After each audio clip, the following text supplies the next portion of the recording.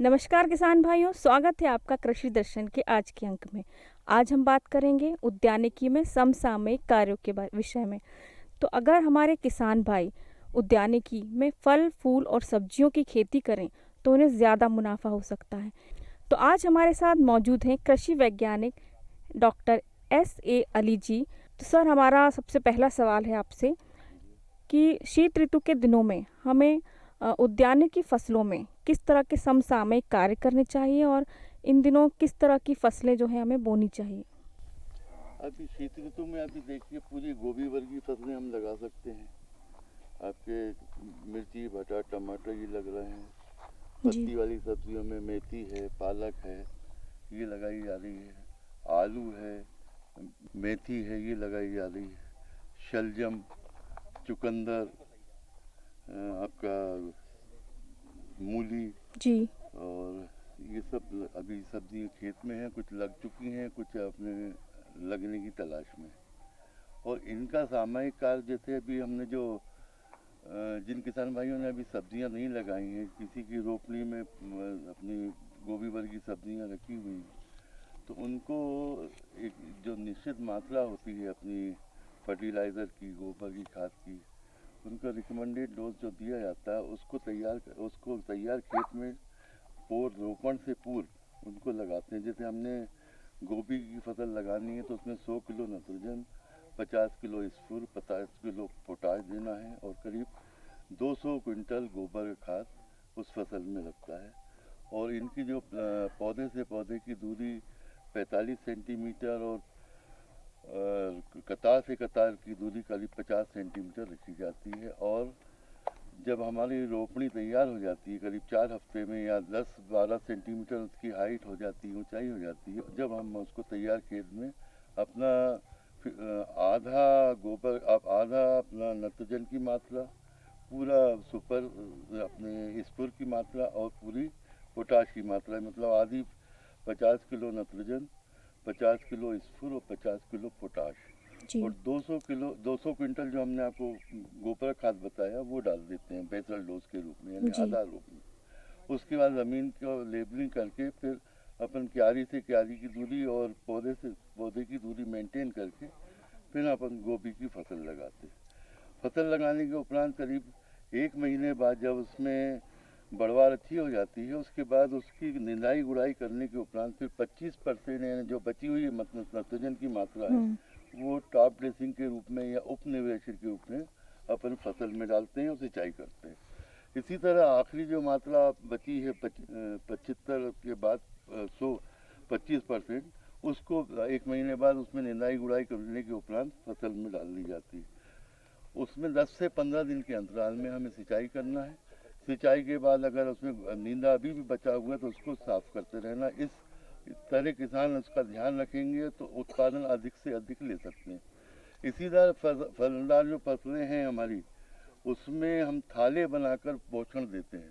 जैसे एनपीके की मात्रा है उसमें थाले बना के देना चाहिए, उसके बाद उसमें सिंचाई करें। तो उसमें हमारे जैसे एनपीके की मात्रा अगर किसान भाई बारिश में नहीं दे पाए तो अभी भी दे सकते हैं, बशर्ते ये कि उसको थाला बनाकर देना पड़ता है जी। और जब ही इसमें उत्पादन अच्छा मिलेगा जी। अच्छा, नए जो फल वृक्ष लगा रखे हैं, किसी ने उपरोपण वाले लगाए हैं, किसी ने बूटी वाले लगाए हैं, तो उनका थोड़ा विशेष ध्यान रखना पड़ेगा क्योंकि नए पौधे हैं तो ये ठंडी की वजह से, कम टेम्परेचर की वजह से नुकसान हो सकता है जी। इसलिए इनको थोड़ा छायादार कर दें और उसमें पत्ते, सूखे पत्ते नाक दें, तो इससे एक तो बचत अपने ठंड से हो जाएगी, दूसरा इनको पक्षी नहीं खा पाएंगे जी। और जो अपने जानवर, पालतू जानवर होते हैं वो भी नुकसान कर देते हैं, तो ये विशेष ध्यान रखें जी। काफ़ी अच्छी जानकारी दी आपने। इसी के साथ हमारा अगला प्रश्न है कि कटहल के जो वृक्ष होते हैं उनमें कभी कभी समय पूर्व जो है उनके बीज गिर जाते हैं, तो इसका क्या कारण है? ये अच्छा क्वेश्चन किया आपने। ये बीज नहीं गिरते, इसमें फूल आने के बाद इसमें फलन होते हैं। फलन में क्या है कि हमारा जो कटहल है उसमें 3 तरह के फूल आते हैं। नर फूल आता है, मादा फूल आता है और मादा और नर का मिक्स फूल आता है जिसको हर्माफ्रोडाइट बोलते हैं। तो ज़्यादातर जो नर पुष्प होते हैं जो कटहल में बढ़ने के बाद, जैसे कटहल का फल जैसा लगता है उससे थोड़े पहले ये अपने शाखा से गिर जाते हैं और ये अक्सर बादू की शाखाओं में होते हैं। मेन जो ब्रांच होती है उसमें मादा फूल या हर्माफ्रोडाइट फूल पनपते हैं। जी। तो ये फूल तो हमेशा गिरेंगे क्योंकि नर फूल से अपना फल तैयार नहीं हो पाएगा। जी। और एक अगर अपने मादा फूल भी गिर रहे हैं तो उसके लिए एक दवा है पिलानोफिक, उसका इसमें छिड़काव कर दें पुष्प आने के उपरांत, जी। तो इस समस्या से किसान भाई निदान पा सकते हैं। जी।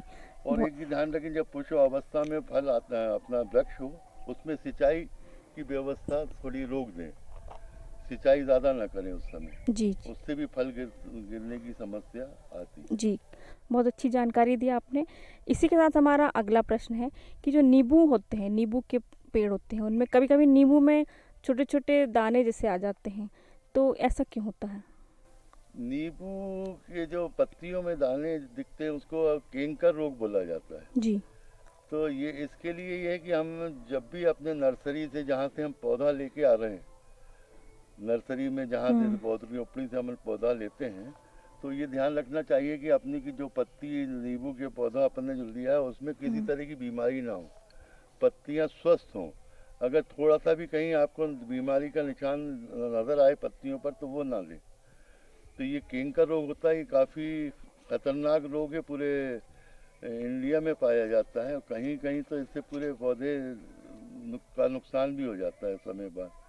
अगर किसी किसान भाई की ये शुरुआत है तो पहले तो रोगग्रस्त शाखाओं को हटा देना चाहिए और उसके बाद क्लोरोमाइसिन एक दवा है उसका छिड़काव उसमें करना चाहिए। जी, बहुत उससे अच्छी। ये कुछ हद तक दूर जी, हो जी, जाता है। बहुत अच्छी जानकारी दी आपने। इसी के साथ हमारा अगला प्रश्न है कि फलोद्यान में क्या हम अंतर्वर्षीय पौधे भी लगा सकते हैं?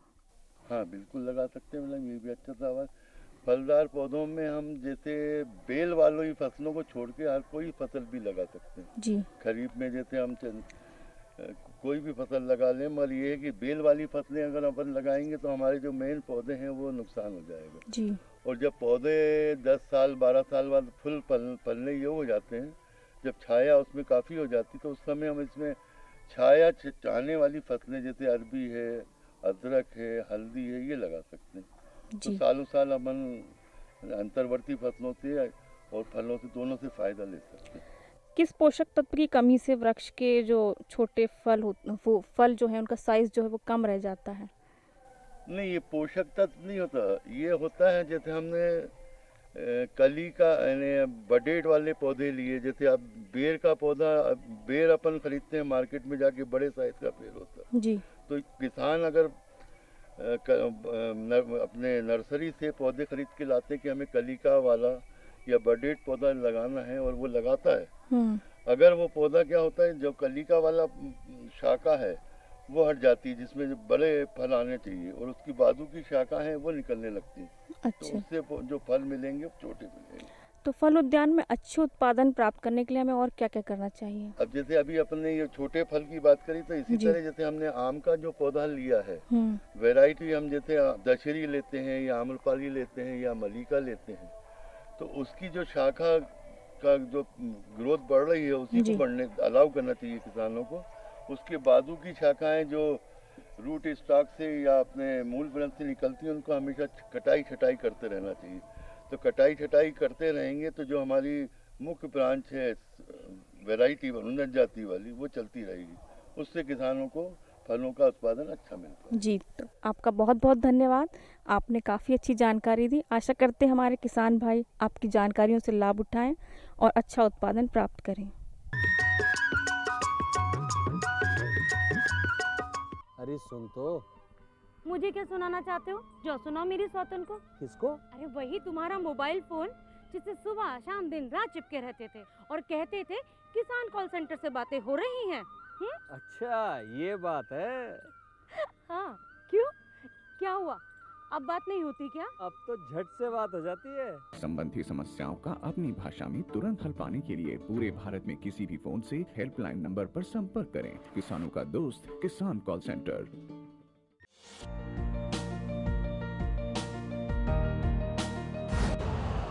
यूरिया का स्वदेशी उत्पादन 70 लाख टन बढ़ाने के लिए 6 उर्वरक संयंत्रों का उद्धार किया जा रहा है। FCIL के गोरखपुर, सिंदरी, तलचर और रामागुंडम संयंत्र HFCL की बरौनी इकाई और BVFCL की नामरू फोर्थ। सोने पर सुहागा ये है कि देश में अब बनेगा सिर्फ नीम लेपित यूरिया, क्योंकि इससे होगा किसानों का फायदा ही फायदा। अनाज का उत्पादन 10% तक बढ़ेगा, बढ़ेगी 10 से 15% नाइट्रोजन क्षमता।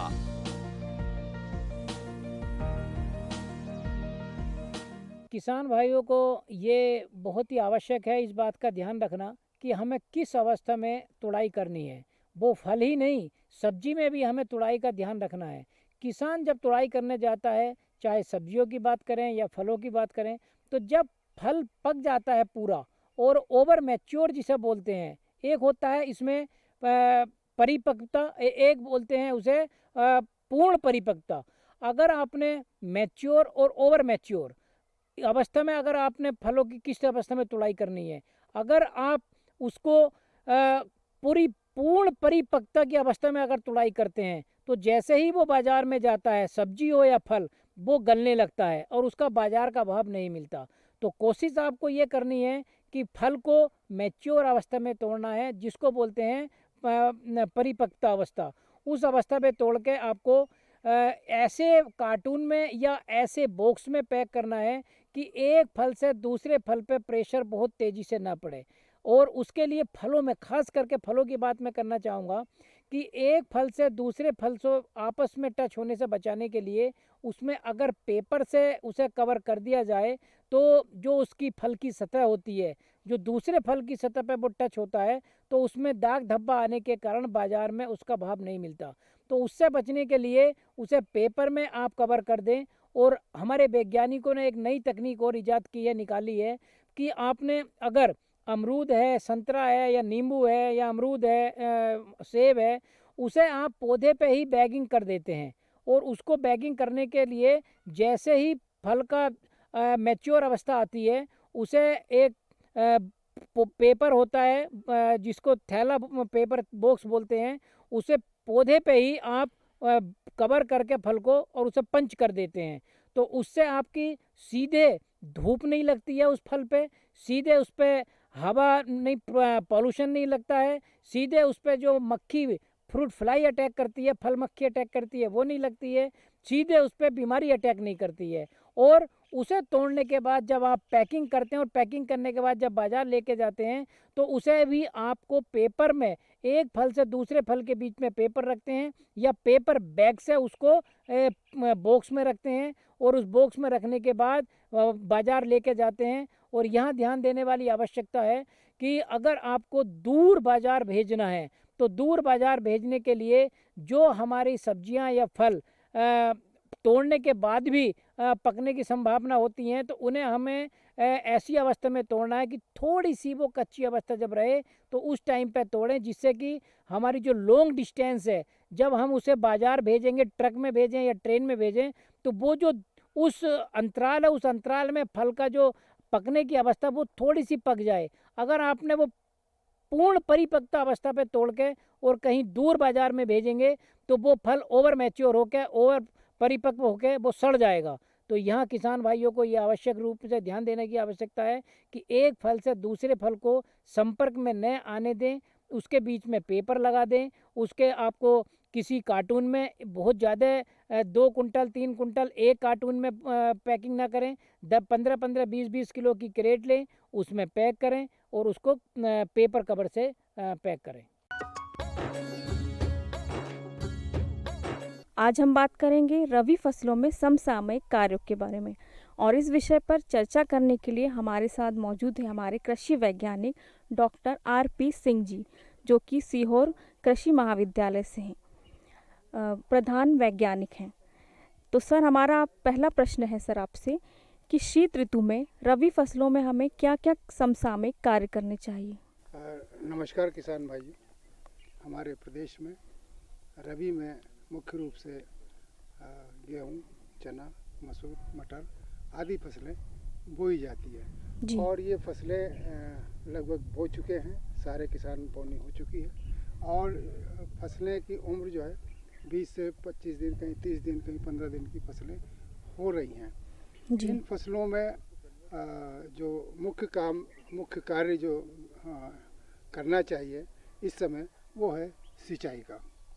तो दलहनी फसलों में सिंचाई की बहुत ज़्यादा आवश्यकता नहीं होती है, परंतु दो सिंचाई में भी चना और मसूर मटर की फसलें अच्छी उत्पादन ले सकते हैं। और ये जो पहली सिंचाई तो आपने पलेवा देकर की होगी, दूसरी जो सिंचाई है वो आप फसल बोने के 40 या 45 दिन बाद ब्रांचिंग के समय दूसरी सिंचाई करना चाहिए। इसको दूसरी सिंचाई भी कह सकते हो या पहली सिंचाई भी कह सकते हो, क्योंकि पलेवा को अगर आपने पहली सिंचाई मांगा तो ये दूसरी है जी। उसके बाद यदि किसान के पास पानी उपलब्ध नहीं है तो कोई आवश्यक नहीं है, बहुत आवश्यक नहीं है कि आप दूसरी सिंचाई करें, अगली सिंचाई करें, अन्यथा इसमें भी आपका अच्छा उत्पादन आ सकता है। किन्हीं किसान भाइयों के पास अगर पानी उपलब्ध है तो वो जो है पॉडिंग के समय जी, जब दाने बनने लगते हैं उस समय दें, लेकिन ध्यान रहे इन फसलों में फूल की अवस्था में पानी ना दें जी।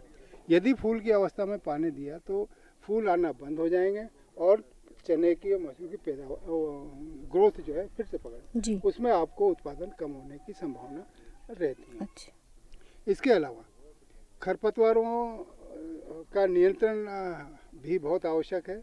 वैसे तो जो वर्षा आधारित खेती में खरपतवार कम आते हैं, लेकिन फिर भी कहीं कहीं पर जो जंगली गोभी है जी, वो उसकी इन्फेस्टेशन इसमें बहुत अधिक रूप से पाया जाता है। और हिरणखुरी और अन्य ये सिंचित अवस्था में ये आपका बथुआ है जी। ये खरपतवार मुख्य रूप से देखे जाते हैं।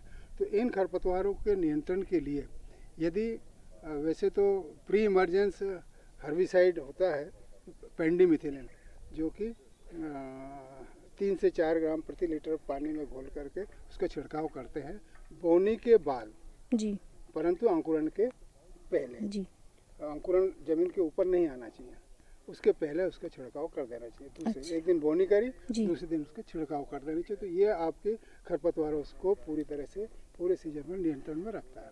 यदि उस समय पर इसका छिड़काव नहीं किया है और आपको लगा कि खरपतवार खेत में है जी, तो पोस्ट इमरजेंट हर्बिसाइड इमेजितापायर, जो कि 1.5 से 3 लीटर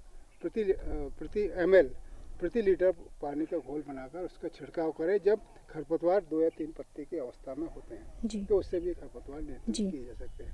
इसके बाद इसमें कीड़ों की समस्या आती है। जी, कीड़ों की समस्याओं के लिए आपको अभी अगर आपको दिखे तो उसमें अभी आपको कोई दवाई छिड़कने की आवश्यकता नहीं है, जी, परंतु ये जब फलियां लगती हैं उस समय आपको अगर इल्ली दिखाई दे चने की तो उस समय प्रोफेनोफास 2 ml प्रति लीटर पानी के हिसाब से उसका छिड़काव करें तो उसका 2 छिड़काव कर लें तो वो आपको ये कीटों से बचाव रखेगा। जी। काफ़ी अच्छी जानकारी दी सर ने। सर, इसी के साथ हमारा अगला प्रश्न है कि शीत ऋतु में पाले की समस्या देखी जाती है, तो इससे किस तरह से बचा जा सकता है? हाँ, बहुत अच्छा प्रश्न है मैडम जी। और किसान भाइयों को मैं बताना चाहूँगा कि पिछले 3-4 साल के पहले पाला लगभग प्रति वर्ष आता था। उसकी वजह से हमारा चना और मसूर का खासतौर से चना का रकबा प्रदेश में घट गया था, परंतु अभी 2-3 साल से ये समस्या देखने में नहीं आ रही। अभी तो फिर भी चूँकि प्रकृति का कोई नियंत्रण नहीं है, कोई कंट्रोल नहीं है, इससे तो हम सिर्फ जो भी प्राकृतिक आपदा आती है उससे बचा ही जा सकता है। तो बचाव कार्य इसके लिए प्रमुख है। उसके लिए किसान भाई अगर उसको बोने की विधि में थोड़ा परिवर्तन कर लें जी, चने की 2 लाइन या 4 लाइन निकालें और उसके बीच में 2 लाइन सरसों की निकालें जी, 2 लाइन सरसों के बीच में, तो उससे क्या होगा कि आपका चना जो है पाले से बच रहेगा जी। दूसरा उपाय हालांकि ये उतना कारगर नहीं है, कारगर तो है लेकिन ये संभावना रहती है कि बारिश ये पाला कब पड़ने वाला है, परंतु हमारे वैज्ञानिकों ने कि फोरकास्टिंग सटीक होने वाली है, वो आजकल बता देते हैं कि पाला अब आने वाला है। जी किसान अपना इंतजाम, तो धुआं तो संभव नहीं है जो धुआं करते हैं हम मेड़ों पर, जी इतना कचरा कहाँ से लाएंगे। तो 1-2 दिन पहले सूचना मिल जाती है कि पाला आने वाला है, तो किसान भाई अपने खेतों में हल्की सी सिंचाई कर दें। जी तो ये 2 उपाय कारगर हैं, जी तो इससे आपको पाले से बचाव हो सकता है। जी। ये जो हमने बोने का तरीका बताया, ये तो इतना परफेक्ट है कि आपको सरसों की पैदावार भी मिलती है जी और साथ में आपको चने की फसल को पूर्ण रूप से यह तकनीक जो है हमारे कई जो संपर्क किसान हैं जी उन्होंने अडॉप्ट किया है और देखा है, और आजकल तो वो उनने तो पूरा बना ही लिया है कि हम ऐसे ही बोते चले। अच्छा जी ये- बहुत ये अच्छी ये तरीका अपना लेना। जी बहुत अच्छी जानकारी दी। और किसान भाई अगर इन जानकारियों को अपनाएंगे तो पाले से ज़रूर बच सकते हैं। इसी के साथ सर हमारा अगला प्रश्न है कि हम अच्छे उत्पादन के लिए बीजोपचार किस प्रकार से कर सकते हैं? हाँ, बीजोपचार दलहनी फसलों में और या कोई भी फसलों में, धान की फसलों में ये बहुत ज़रूरी, क्योंकि हमारे जो भूमि में है कई जर्मिनेशन पे ही जड़ सड़न रोग या उगटा रोग या कई प्रकार के रोग आते हैं। तो उनके बचाव के लिए हमें बीज का बीजोपचार करना बहुत ही आवश्यक है। बिना बीजोपचार के किसान अपनी फसल ना बोएं। जी तो इन फसलों के बीजोपचार के लिए आप जो उगटा रोग है, चने और जी। मसूर में उगटा रोग है, उसके लिए एंट्रोल 3 ग्राम प्रति केजी बीज के हिसाब से इसका छिड़क उसका उपचार करें। साथ में ट्राइकोडर्मा जी। 10 ग्राम, और उसके साथ साथ आपको राइजोबियम कल्चर और पीएसबी का भी उपयोग करना है। जी एक और उपाय रहता है, इसके साथ में इन सब दवाइयों से ट्रीट करने के पश्चात आप मोलिब्डेनम 1 ग्राम प्रति किलो बीज के हिसाब से अगर इसका बीजोपचार करेंगे तो इसमें उत्पादन भी देगा, जड़ों में गांठें अच्छी बनेगी जी और ये कई रोगों से बचाएगा। जी बहुत अच्छी जानकारी दी सर ने। इसी के साथ हमारा सर अगला प्रश्न है कि आजकल इतनी ज़्यादा बीमारियां हो रही हैं, तो प्राकृतिक खेती या जिसे जैविक खेती कहा जाता है, ये क्यों अच्छी मानी जाती है? किसान भाइयों, प्राकृतिक खेती जैसा हम परंपरागत है कि प्रकृति में जो होता है, जो प्रकृति में उपलब्ध है, जी उसी के संसाधनों से अगर हम अपना कृषि का उत्पादन भी करें तो वो बहुत अच्छा होता है, स्वास्थ्य के लिए भी अच्छा होता है, उत्पादन भी अच्छा देता है। ना सिर्फ ह्यूमन बीइंग या खाने वालों का ही स्वास्थ्य अच्छा रखता है, परंतु ये मिट्टी का स्वास्थ्य भी सुधार होता है, इससे सुधार होता है। तो जो आवश्यक पोषक तत्व जो मिट्टी में संधारित रहते हैं, संग्रहित रहते हैं, जी उन पोषक तत्वों की ये प्राकृतिक खेती करने से बढ़ जाते हैं। जी और मुख्य रूप से इस समय जो किसान हमारे लगातार एक ही एक प्रकार की फसल पद्धति कर रहे हैं, क्रॉप रोटेशन नहीं अडॉप्ट कर रहे हैं, उसकी वजह से खेतों की जो उत्पादकता बहुत कम हो गई, क्षीण हो गई है लगभग। जी और जो मिट्टी में पोषक तत्व धारण करने की क्षमता वो भी कम हो गई। जी। वो इसलिए कम हो गई कि हम जो है खेतों में ऑर्गेनिक का उपयोग नहीं कर रहे हैं, जी उसकी वजह से ऑर्गेनिक कार्बन कम हो गए। जी ऑर्गेनिक कार्बन कम होने, ये बहुत एक कहने से मिट्टी का जीव है जी जो कि पोषक तत्वों को धारण करता है, पानी की पानी धारण करने की क्षमता बढ़ाता है, वाटर होल्डिंग कैपेसिटी बढ़ाता है, जी पोषक तत्व धारण करने की बढ़ाता है, और साथ ही भौतिक अवस्था को भी सुधारता है। जी मिट्टी की भौतिक अवस्था को भी सुधारना। पूर्व जमाने में हम देखा है कि किसान बैल से ही 2 बखर करने के बाद में हम उस मिट्टी में खेत में से पैदल नहीं जा सकते थे, हमारे जूते जो अंदर घुस जाना। आज जो है हम जो है ट्रैक्टर से करने के बाद भी ढेले निकलते हैं, मिट्टी ठोस हो गई है, और वो उसका कारण सिर्फ ये है कि ऑर्गेनिक की कमी होना, जी और उसके कारण पूरी जो मिट्टी की भौतिक और रासायनिक दशा है वो सब खराब हो गई। जी तो ये दशा सुधारने के लिए प्राकृतिक खेती बहुत आवश्यक है, इसमें उत्पादन भी बढ़ाता है।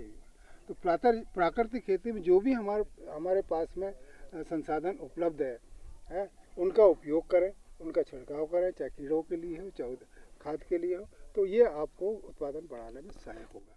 तो ये बहुत आवश्यक है। जी बहुत अच्छी जानकारी दी सर ने कि अगर जैविक खेती की जाए तो हम तरह तरह की बीमारियों से भी बच सकते हैं और हमें अच्छा उत्पादन प्राप्त हो सकता है। तो सर आपका बहुत बहुत धन्यवाद जो आपने इतनी अच्छी जानकारी दी।